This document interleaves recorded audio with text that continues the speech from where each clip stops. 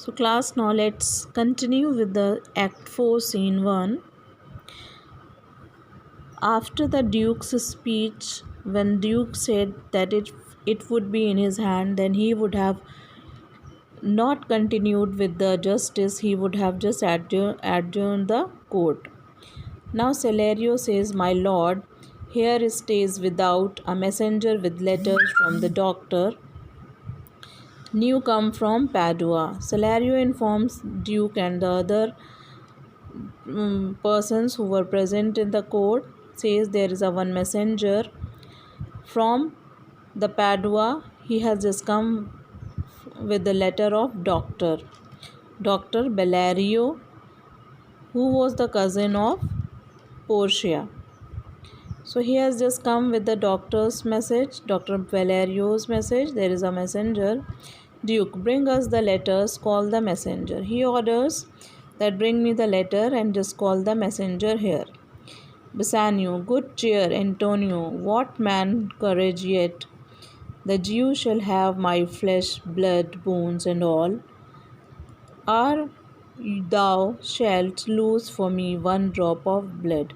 Here Bassanio says to Antonio that you must have a courage. Before you will die, the Jew will have to just take out my flesh, blood, bones, and all. Before a one drop of your blood, before that he has to just kill me. So you should not just lose your heart. You should have a courage. Antonio, I am a tainted wether of the flock. Antonio says, I am just like a tainted, sick sheep of the one herd of the flock. He says so because he has lost all his venture. He has nothing to do in his life because he has lost everything. That's why he was very depressed and says, meat is for death, the weakest kind of fruit. He says, I should just meet to that death. My death should come before anyone because I am the weakest kind of fruit. If the fruit is weakest, it just falls down from the tree fast. So that's why my death should be before you. Drops earlier to the ground, and so let me. So just like the fruit, that the weakest fruit drops on the ground, then it should be happen with me also. You cannot better the employed Bassanio than to live still and write mine epitaph. And he says, you have to live long, Bassanio, because after my death you will have to write an scripture on my grave or on my tomb. Enter Nerissa dressed like a lawyer's clerk. Nerissa, if you remember class, Nerissa is the maid of Portia. She was dressed like a lawyer's clerk. Lawyer was supposed to be the Portia, and in the disguise of clerk, lawyer's clerk, Nerissa has come in the disguise of boy and lawyer. Duke, came you from Padua, from Bellario? He asked. You have come from the Padua, from the Bellario. Bellario's letter you have come, Nerissa. From both, my lord. Bellario greets your grace. Nerissa says, my lord, yes, I have just come from both, from Padua and from Bellario, and I just greet you with grace. And she gives a letter to Duke. Bassanio, why dost thou whet thy knife so earnestly? Bassanio says to Shylock that you are just sharpening your knife so attentively, earnestly, with attention, and whet means sharpen. Shylock, to cut the forfeiture from that bankrupt there. He says to take the penalty. Here forfeiture means the penalty means the pound of flesh. To cut the pound of flesh from that bankrupt who has just lost everything, all money. Here bankrupt is Antonio. Gratiano. Gratiano is the friend of Bassanio. Not on thy soul, but on thy soul, harsh Jew. Gratiano says to Shylock, it is not on the sole of your shoe only, that it is in your soul, the cruelty in your soul, cruelty in the Jew's soul. Thou makest thy knife keen. That's why your knife is just becoming keen and sharp. But no metal can not the hangman's axe bear half the keenness. And he compares Shylock to the metal, that a person's metal, whose person, the axe of a hangman. If the hangman is having the axe, so he says no other metal can be sharpened than this Jew, than this Shylock. Half the keenness of thy sharp envy. No other can person be so much sharp, and no one be having so much of envy just like the Shylock. And no other knife can be much more sharp than the Shylock's envy. Can no prayers pierce thee, and no other prayers can melt his heart. He cannot have mercy. Shylock. No, none, that thou hast wit enough to make. And he says, no, none, that you are clever enough to make. You are just making the talks.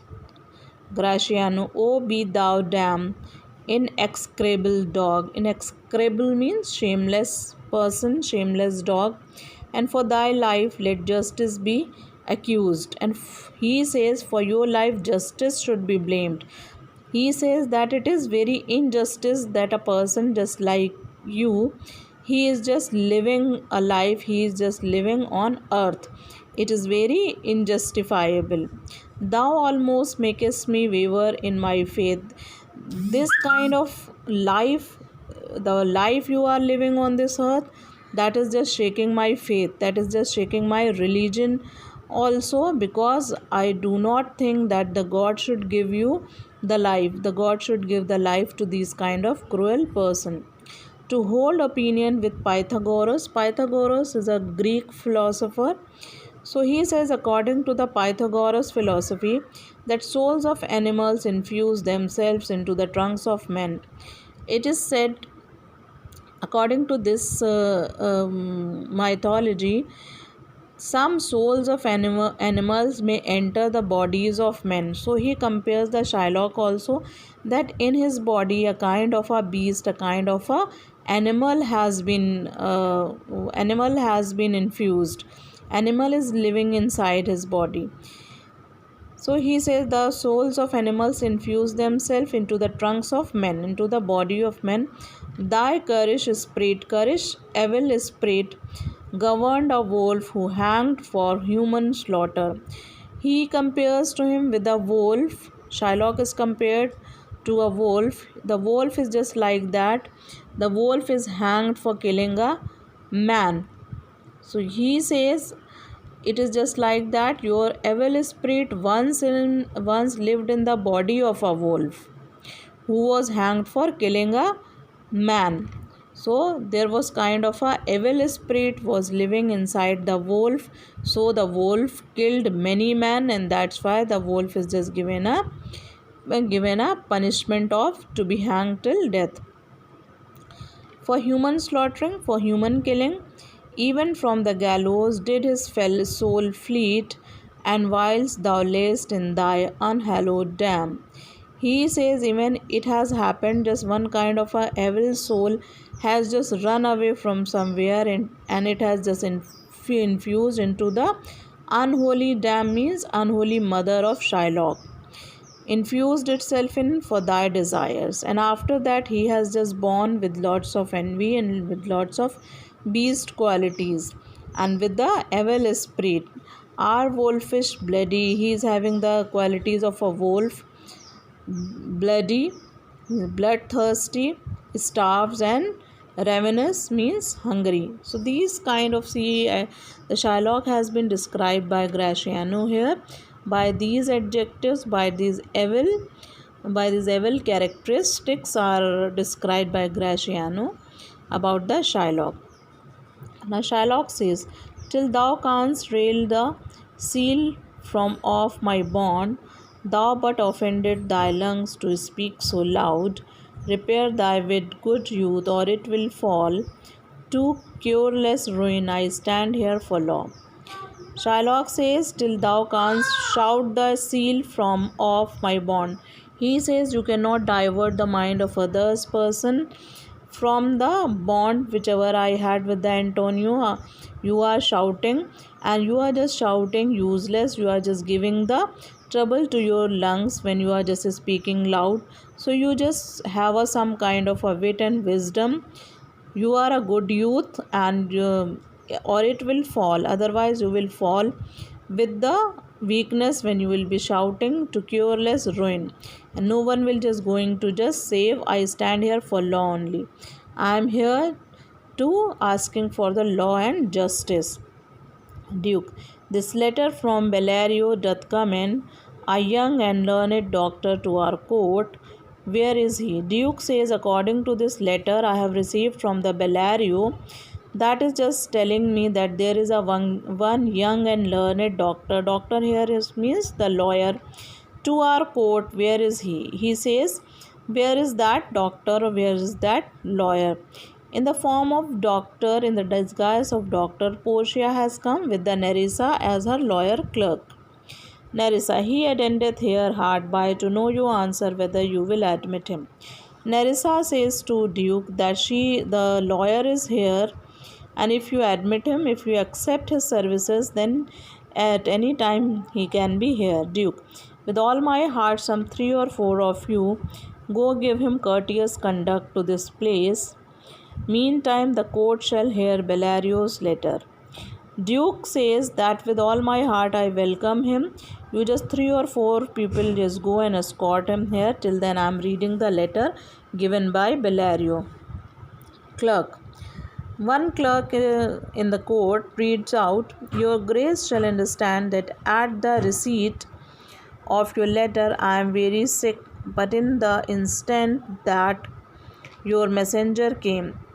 The letter says, the Bellario says that Your Grace, sir, I understand that at this time when I received your letter, that time I was very sick.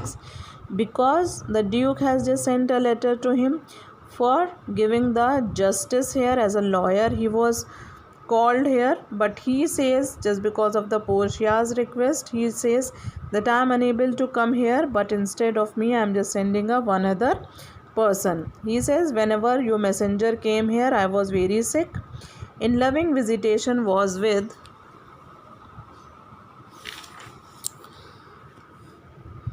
me a young doctor of Rome. So he says, I have informed everything about the one young doctor of Rome, young lawyer of Rome. His name is Balthazar.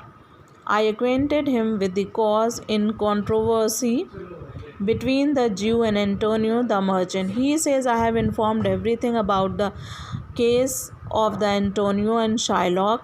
The name of that doctor is Balthazar. In the disguise of Balthazar, there was a Portia. So he says, I have just acquainted everything to Balthazar. I have informed everything about the controversy of the Antonio and this Jew. We turn over many books together. Together, Balthazar and me, we have just studied this case together.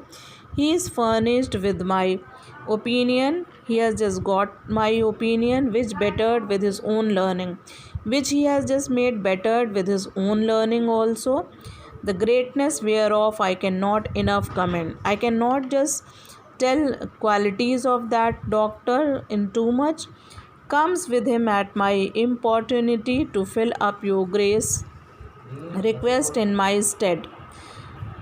Importunity means the request. He requests, the Bellario request to fill up your grace means he requested that you just give the permission to this lawyer. I beseech you, his lack of heirs be no impediment to let him lack a reverend estimation. He says you should not just look to the young age of that lawyer. You should just have a faith on him, because he is just a reverend person, he is learned person.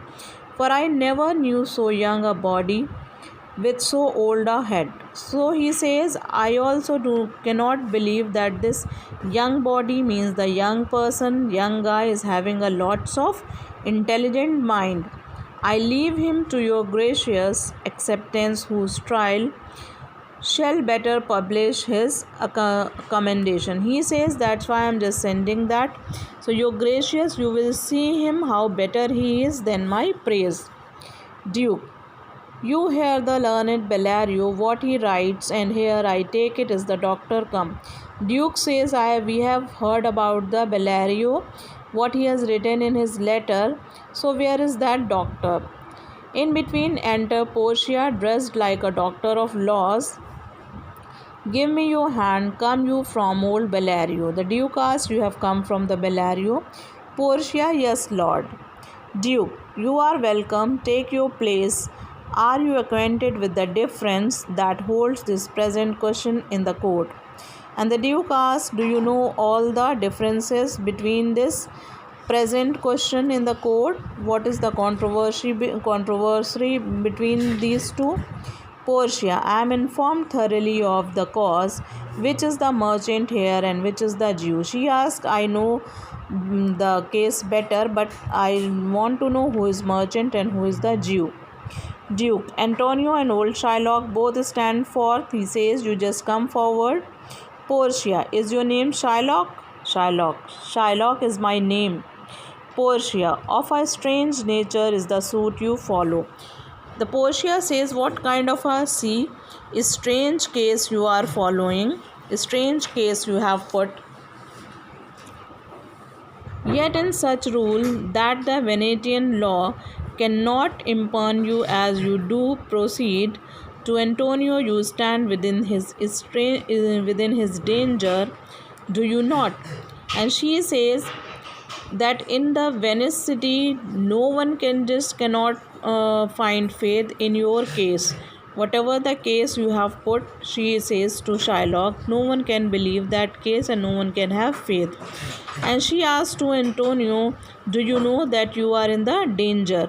Antonio, yes, so he says, yes. What he says, I will do. Portia, do you confess the bond? Portia asks, do you confess this agreement? Antonio, yes, I do. Portia, then must the Jew be merciful? Then Portia says, this Jew should be merciful now. Shylock, oh, what compulsion must I? Tell me what? Tell me that. Shylock asks, why should I be so merciful? You just tell me. Portia, very important speech here. The quality of mercy is not restrained. It droppeth as the gentle rain from heaven upon the place beneath. It is twice blessed. It blesseth him that gives, him that takes. It mightiest in the mightiest it becomes, the throned monarch better than his crown. She says the quality of mercy is not common, and the quality of mercy cannot be forced. It comes from the heaven and it comes as a gentle rain. It comes as a gentle rain from the heaven upon the place beneath. Beneath means on the ground. It is twice blessed. It gives the blessing of the two person. It blessed him, the person who receives the mercy, and it blessed to that person also who gives the mercy, who shows the mercy. This is the mightiest in the mightiest person. It becomes the throne monarch better than his crown. So the monarch comes with the crown. If the king is with the mercy, the person is just crowned. The person can be called the king. His scepter shows the force of temporal power, the attribute to awe and majesty, wherein doth sit the dread and fear of kings. She continues her speech by saying, it is a nobler quality in a royal king than the crown which he wears. His scepter symbolizes the earthly power, which is the main characteristic of a king who commands power and grandeur. So the attribute means the quality, the attribute to awe and majesty, wherein doth sit the dread and fear of kings, but mercy is above this sceptered sway. It is enthroned in the hearts of kings. It is an attribute to God himself. She says something else about the mercy, and she says, but mercy is much above such a worldly power. It is a noble quality coming from the heart of a king. It is a quality that belongs to Almighty God. An earthly power doth then show like as God's, when mercy seasons justice. Therefore, Jew, thou justice be thy plea. Consider this, that in the course of justice none offers. She says, just like the power of kings becomes most divine in its working when justice is tempered with mercy. So, Jew, although you demand that is due to you in the name of justice, that in the course of justice none of us should see salvation, we do pray for mercy, and that same prayer doth teach us all to render the deeds of mercy. I have spoke thus much to mitigate the justice of thy plea. She says that, so Jew, although you demand that is due to you in the name of justice, remember that if we were to be judged according to the strict justice of God, none of us would be saved. We pray to God, which if thou follow, that we should just show the mercy towards everyone.